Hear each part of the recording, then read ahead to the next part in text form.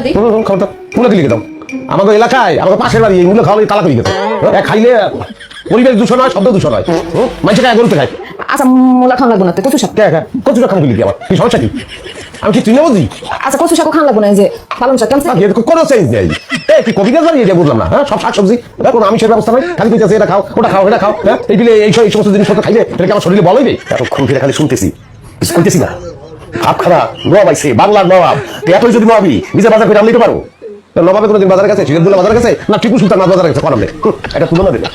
কাশেম কোথায় আর কোথায় নবাব সিরাজউদ্দৌলা? হয় কাশেমে গিয়েবেন, নবাব সিরাজউদ্দৌলা কই দরকার? নিজের কথা নিজেই তো পেছে পারবে। বড় আমি একটা জামাই কি ব্যবস্থা রাখি বললাম না। যাই দেখেন একই পানির মধ্যে ভুলে ডাল দিয়ে হালাইছে। এত কথা না পেছাইয়া একটা ডিম ভেজে নিয়ে আয়, তবুও মুখটা বন্ধ কর, কথা থামা। আন্ডা কেন আন্ডা? তোমার একটা লিস্ট করে দিয়েছি আমি, লিস্টটা বাড়া দেখা নাই? অনেক কবুতরের মাংস কথা লেখা ছিল, আমার মনে আছে। কারণ আন্ডা যে বুঝতে হয় আমি বলে আন্ডা খাবি।